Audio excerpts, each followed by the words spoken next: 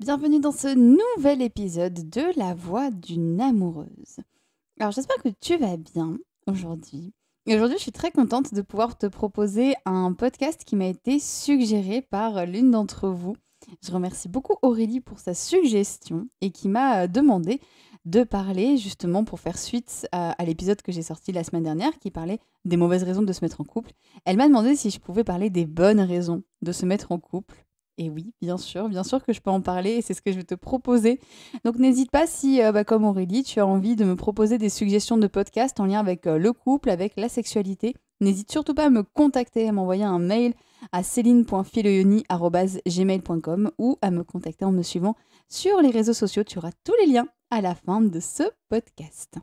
Donc aujourd'hui, je vais te parler des 5 bonnes raisons de se mettre en couple. C'est vrai que l'épisode précédent, j'ai parlé des 5 mauvaises raisons. C'était aussi pour te montrer qu'il y avait quelques informations auxquelles il fallait faire attention quand on se met en couple. Des choses qui peuvent être, j'aime pas forcément le terme négatif, mais en tout cas des choses auxquelles il faut faire attention quand on se met dans une relation amoureuse. Mais il y a aussi de magnifiques raisons pour lesquelles on peut se mettre en couple. On commence avec la première raison qui est pour moi une raison fondamentale, qui est tu vas apprendre à te connaître. Tu vois, quand Socrate il a dit connais-toi toi-même, moi à sa place j'aurais dit plutôt mets-toi en couple et tu te connaîtras toi-même. Pourquoi ? Parce que quand tu vas te mettre en couple, quand tu es en couple, oui, tu vas connaître ta partenaire, mais tu vas vraiment apprendre à toi te connaître. Parce que tu vas être un peu obligé de te poser certaines questions. Tu vas être obligé de te poser des questions du style, tiens, de quoi j'ai besoin ? Tu vas peut-être te poser des questions. Tiens, est-ce que je fonctionne comme ma partenaire ou pas ? La bonne réponse, il n'y en a pas. C'est juste que tu fonctionnes à ta manière et tout est juste.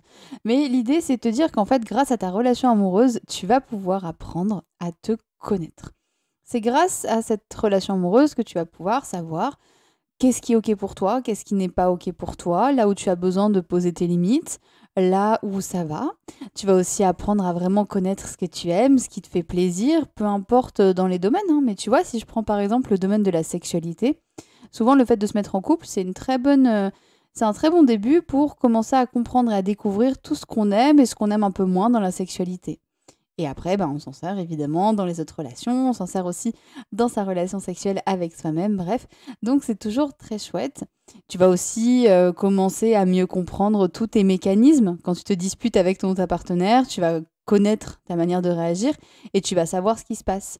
Moi, je sais que quand on se dispute avec mon partenaire, j'ai besoin de m'isoler. Donc je pars parce que si je m'isole pas, je vais pouvoir sortir des mots qui vont vraiment dépasser ma pensée, ça va pas être correct. Et donc du coup, pour éviter ça, je fuis un petit peu la conversation, au moins pendant quelques minutes. Je vais soit m'aérer, soit faire complètement autre chose. Des fois, je vais même scroller, tout simplement.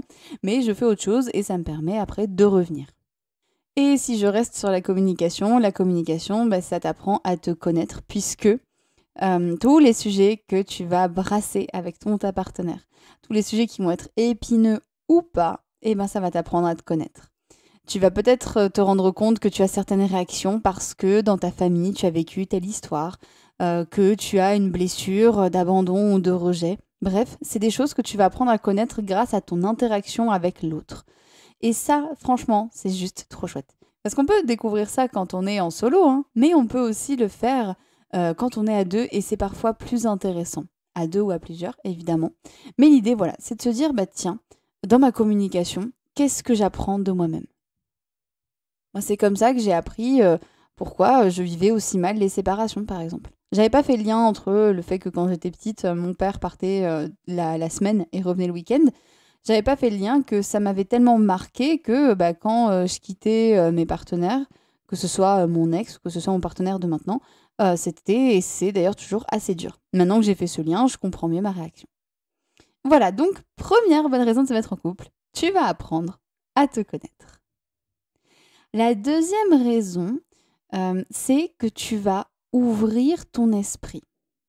Alors, en fait, je trouve que ce qui est magnifique dans l'amour, c'est que il nous arrive toujours quelque chose auquel on ne s'attend pas. Est-ce que tu as déjà fait cette discussion avec tes copines en mode alors moi, la personne avec qui je sortirai, elle sera comme ça, elle sera grande, elle aura les cheveux courts, voilà, il sera musclé ou elle sera musclée, elle fera de la natation, elle sera comme ça, voilà. Et est-ce que quand tu es vraiment sorti avec quelqu'un, tu as retrouvé ton portrait brossé à ce moment-là ou est-ce que c'était parfois totalement, totalement différent? Et en fait, c'est méga super intéressant, je trouve, parce que souvent, ce qui se passe, c'est que non, on n'a pas ce fameux prince ou cette fameuse princesse qui arrive, hein. Souvent, c'est totalement autre chose et c'est assez incroyable. Et ça, c'est la magie de l'amour, c'est la magie de l'attirance et je pense qu'il n'y a pas grand-chose à faire contre ça et c'est très très chouette.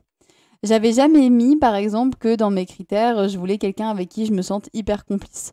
Moi, je voulais quelqu'un de gentil, de drôle. Ah, et je voulais quelqu'un d'hyper musclé aussi. Je pense que j'étais un peu trop dans le cliché, hein, vraiment, clairement.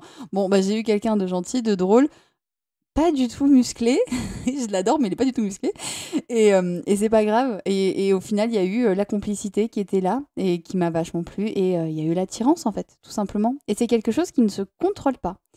Et du coup, l'idée, c'est de te dire, lâche un peu, enfin, lâche tes attentes. C'est difficile de lâcher ses attentes, mais en tout cas, autorise-toi à ouvrir ton esprit et à t'ouvrir le champ des possibles et à dire que oui, je peux peindre un peu le portrait robot de mon ou ma partenaire idéal, mais j'ai envie aussi de laisser faire les choses.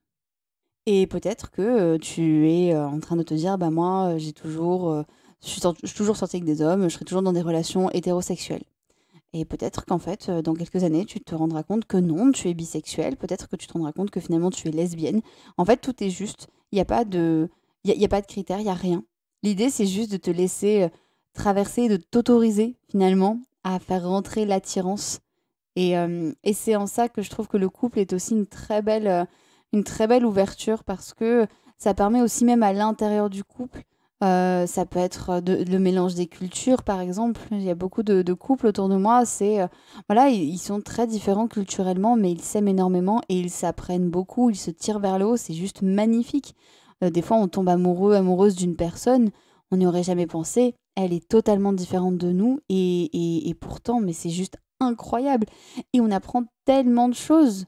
Et je pense que par exemple, même si je parle en son nom, je suis pas sûre que mon partenaire pensait un jour sortir avec une personne aveugle. Et je pense que ça lui a peut-être ouvert certains champs des possibles de se dire, bah si, finalement, sortir avec une personne handicapée, c'est possible.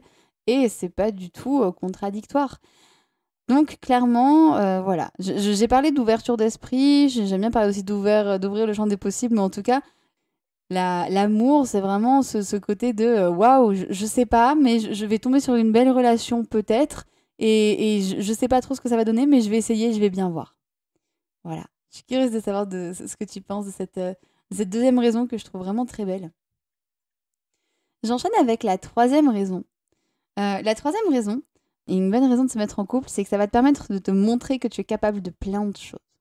On l'a dit, tu vas être capable de mieux te connaître. Tu vas être capable d'ouvrir un peu plus ton esprit et tu vas être capable de tellement, tellement plus. Tu sais, un peu les phrases qu'on dit un peu bateau dans les chansons. Par amour, rien n'est impossible. On peut tout tenter par amour. C'est édulcoré, c'est un peu exagéré, mais il y a quand même des choses qui sont vraies. Des fois, c'est par amour qu'on peut mettre en place un projet qui nous tenait à cœur ou alors auquel on n'aurait jamais pensé. Il y a des personnes qui se sont mis en couple et qui maintenant vivent totalement nomades, qui bougent partout et qui sont super heureuses de faire ça, de vivre ces expériences incroyables. Voilà, il y a plein de choses. Il y a plein de choses qu'on peut traverser différemment quand on est en couple et c'est des fois plus facile parce que on a le soutien de l'autre, généralement, quand c'est un couple équilibré, bien sûr. Et c'est sûr que c'est toujours très fort et on peut vivre de belles expériences. Moi, je m'étais toujours dit que je quitterais jamais Toulouse et que je resterais toujours dans cette magnifique ville. Bon, bah voilà, quelques années plus tard, je me retrouve au Pays Basque et j'en suis très très heureuse. Je pense que toute seule, j'aurais peut-être pas osé vivre cette expérience. Et le fait d'avoir été avec mon partenaire et qu'on l'ait fait ensemble, j'ai juste trouvé ça très chouette. Et c'est une super étape. Donc, finalement, l'idée, c'est pas de te dire tu vas te mettre en couple et tu vas tout quitter pour l'autre ou l'autre va tout quitter pour toi, mais c'est plus de dire bah là aussi, j'ouvre mon champ des possibles et en fait, je vais être capable de plein de choses. Et tu vas même être capable peut-être de mettre en place des projets personnels qui te tiennent à cœur parce que l'autre va te pousser et te dire mais vas-y, tu en es capable. Il y a beaucoup de personnes qui racontent qu'elles ont lancé leur entreprise parce que leur partenaire était à fond derrière elles. Enfin, je trouve ça absolument génial et j'aime beaucoup dire, comme je disais dans le précédent épisode, que être en couple, c'est aussi un petit peu être une équipe. Et c'est bah oui, c'est se tirer vers le haut, c'est s'encourager, et c'est ça qui est chouette. Et c'est ça qui fait aussi une très très belle relation. Donc ouais, c'est vraiment quelque chose que je trouve super chouette. Et t'es pas obligé d'aller à l'autre bout du monde, hein. Peut-être que ce sera des toutes petites choses auxquelles tu penseras. Mais en tout cas, tu peux être vraiment capable de plein de choses absolument incroyables. Une autre bonne raison de se mettre en couple, c'est que tu vas apprendre à aimer ton corps. Combien de personnes se mettent dans une relation amoureuse ou sont dans une relation amoureuse et ressentent beaucoup de complexes dans leur corps? On est quand même dans une société où c'est plus normal de dire je n'aime pas telle partie de mon corps que j'adore telle partie de mon corps. Et moi, mon rêve ultime, ce serait que je puisse, dans quelques années, peut-être quelques décennies, entendre plein de personnes dire j'adore mon corps, j'adore mes jambes, j'adore mes fesses, et plus je me trouve trop grosse, non mais là je suis pas du tout photogénique, etc. Parce qu'en fait on est toutes belles, on est toutes incroyables, on est toutes magnifiques, et j'ai pas besoin de connaître la personne qui écoute ce podcast pour savoir qu'elle est magnifique. Ou j'ai pas besoin de connaître la personne qui est face à moi pour savoir qu'elle est magnifique. Et souvent, quand on se met du coup dans une relation de couple, on est un peu en conflit avec son corps. Ça peut être soit on est très très mal à l'aise, soit on ne sait pas trop comment se comporter. Et c'est sûr que en tant que femme, on a eu tellement d'injonctions dès petite, que ce soit les injonctions liées au poids, que ce soit les injonctions liées au maquillage. Surtout, ne jamais te montrer pas maquillée, ça craint. Je connaissais des copines à moi qui mettaient leur réveil super tôt par rapport à leurs copains pour vite aller se maquiller dans la salle de bain parce que, bon, bah, si elles avaient les cernes sous les yeux, franchement, quelle horreur. Et ça me rend triste parce que c'est tellement, oui, c'est important, voilà, de se faire belle si on en a envie, mais pas que ça devienne une pression ni une injonction. Et parfois, d'être en couple, ça peut être à double tranchant. Ça peut te mettre une pression tellement forte à faire attention à ton corps que tu peux tomber vraiment dans quelque chose de très puissant et de très dur. Je pense par exemple à l'orthorexie, qui est le fait de contrôler en permanence son corps, ce qu'on mange, vraiment un gros stress par là, ou ça peut être par exemple aussi dans la sexualité. Le fait de vouloir faire tout le temps l'amour dans le noir pour pas que ta partenaire te voie, par exemple. Mais finalement, moi j'ai envie de te montrer une position plutôt positive qui peut arriver avec les relations amoureuses. Ce qui peut arriver, c'est tout l'inverse, c'est que tu peux apprendre à aimer et à accepter ton corps. Et je t'en parle parce que c'est quelque chose que j'ai vécu dans ma relation. On s'est posé la question il n'y a pas très longtemps avec mon partenaire, ça fait 8 ans qu'on est ensemble et il y a peut-être un an, on s'est posé une question, on s'est dit tiens, qu'est-ce que tu m'as apporté? Et mon partenaire m'a dit, bah, grâce à toi, maintenant, j'aime bien mon corps. Et alors moi, j'étais super étonnée parce que bah, je l'ai toujours trouvé très beau, j'ai toujours trouvé que vraiment il avait un super corps. Et du coup, je lui ai dit, bah bon. Et il m'a dit, oui, oui, moi avant, j'aimais pas mon corps. Et grâce à toi, bah, je suis pas fou amoureux de lui, mais je l'aime bien, je l'accepte. Finalement, c'est quelque chose que lui aussi m'a apporté, puisque bah, c'est vrai que voilà, j'avais quelques petits complexes, un peu comme tout le monde, je pense. Et le fait de pouvoir se sentir aimé, se sentir accepté, sentir toute la tendresse de l'autre qui chérit son corps, mais c'est très fort. Un peu ce côté, comme dans la sexualité, quand l'autre nous donne beaucoup de plaisir, on se dit waouh, est-ce que je mérite tout ce plaisir? Est-ce que. Oh, mais ouais, mais est-ce que c'est génial?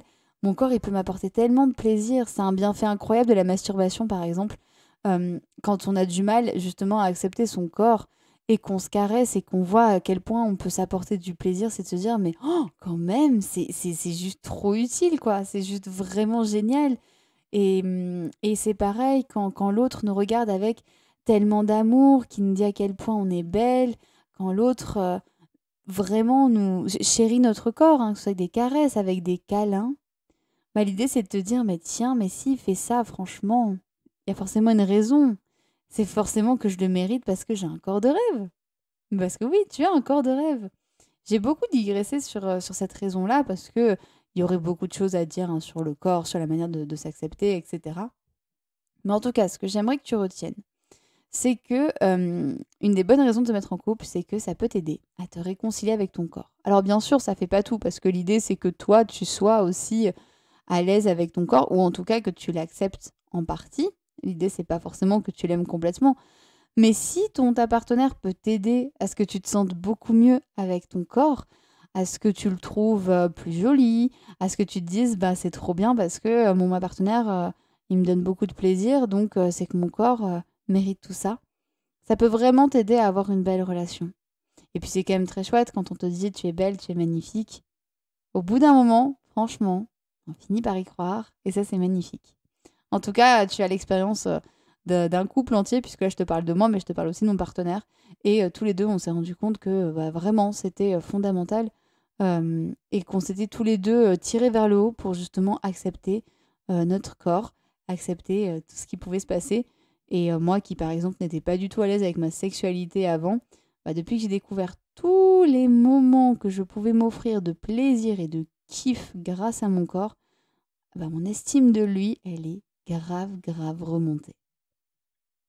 On arrive à la 5e et la dernière bonne raison de se mettre en couple. Évidemment, il y en a beaucoup plus. N'hésite surtout pas à me partager les tiennes. Mais celle que j'avais évidemment envie de mettre en avant pour la fin, c'est que tu mérites d'être aimé, tout simplement. Que tu mérites de recevoir de l'amour. Et oui, c'est aussi simple que ça. Voilà. Si tu te mets en couple et que tu te dis que la raison pour laquelle tu te mets en couple, c'est parce que tu le mérites, que tu mérites d'être aimé, bah tu as tout compris. Tu as tout compris. Parce que c'est vrai, c'est tellement important de se dire, mais je mérite de vivre une histoire d'amour. Combien de fois on voit dans les séries des personnages qui d'un coup arrêtent une histoire. Non, mais je peux pas continuer parce que je vais encore tout gâcher. Non, mais si on va plus loin, on va gâcher toute notre relation. Non, mais j'ai vraiment trop peur de m'engager, d'aller habiter chez toi. Et si juste tu essayais, au final. Parce qu'on va pas se mentir, si on n'essaie pas et qu'on se dit juste non, mais j'ai trop peur et je vais pas le faire, clairement on va regretter. Et c'est pareil, peut-être qu'on va regretter d'avoir essayé, mais au moins on a essayé. L'idée c'est pas de réussir, hein. On n'est pas à l'école et tu n'auras pas une note sur 20 quand tu auras fini ton couple. Il n'y a pas quelqu'un qui va venir te dire bon allez, ta relation amoureuse, allez je vais mettre un petit 2 sur 20 là, c'était pas fou. Non, non, tu peux vraiment faire ce que tu veux. Et l'idée, peut-être que je vais aller à contrario de tout ce qu'on t'a dit, mais moi, je suis pas là, par exemple, pour te dire qu'il faut absolument que ta relation de couple, elle soit merveilleuse, elle soit réussie et elle soit parfaite. Parce que la personne qui te vend ça, c'est une personne qui n'a pas forcément compris qu'en fait, le couple, c'est plutôt un challenge, c'est plutôt pas facile. Et donc, moi, j'ai envie que tu essaies, j'ai pas envie que tu réussisses, parce qu'en fait, il n'y a pas de réussite ou d'échec. Une séparation, c'est pas un échec. C'est juste que, ben voilà, c'est comme ça, c'est juste que ça devait se passer comme ça. Tu as essayé et c'est le plus important. Et c'est pour ça que je trouve ça tellement important de dire j'essaie. Pas je vais être heureuse avec toi, je vais être folle amoureuse de toi. Je vais essayer d'être heureuse avec toi. Ça va être difficile parce que j'ai des blessures, ça va être difficile parce que j'ai du mal à me laisser aimer, mais je vais essayer. Et tu verras, juste de te dire ça, ça va t'enlever une sacrée pression. Et je t'invite à essayer de vivre la relation amoureuse que tu rêves. Peut-être que tu hésites en ce moment.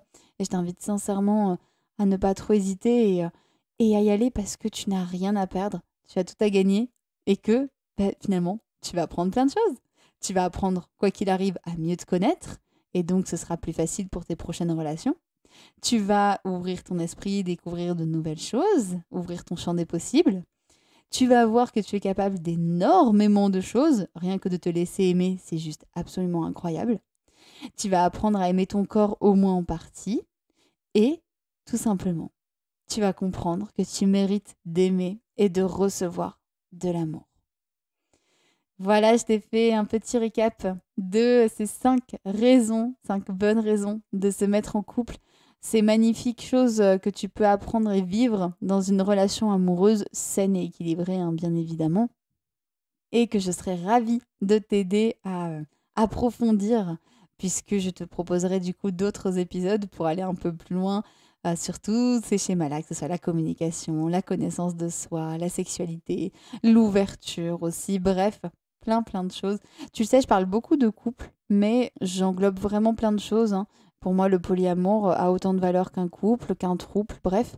Toutes les relations amoureuses ont de la valeur tant qu'il y a de l'amour, tout simplement. Après, la forme, bah, c'est vous qui l'a décidé, c'est pas moi. Et c'est ça le plus important. Si tu as envie de me partager tes raisons, les raisons pour lesquelles tu t'es mis en couple et les bonnes raisons, eh ben, n'hésite pas à le faire en commentaire sous ce podcast. N'hésite pas à m'envoyer un petit mail pour m'en parler. Bref, n'hésite surtout pas parce que ça va pouvoir en inspirer plus d'un. Ça va même pouvoir m'inspirer peut-être moi pour faire d'autres épisodes. Je suis vraiment très ouverte aux suggestions. Donc surtout, n'hésite pas. Et bien sûr, avant de te laisser, merci pour ton écoute. Et puis, je t'invite bien évidemment à prendre soin de toi pour aimer l'autre encore plus fort. Et je t'envoie évidemment tout plein d'amour parce que tu le mérites et que je n'ai pas besoin de te connaître pour savoir que tu mérites tout cet amour.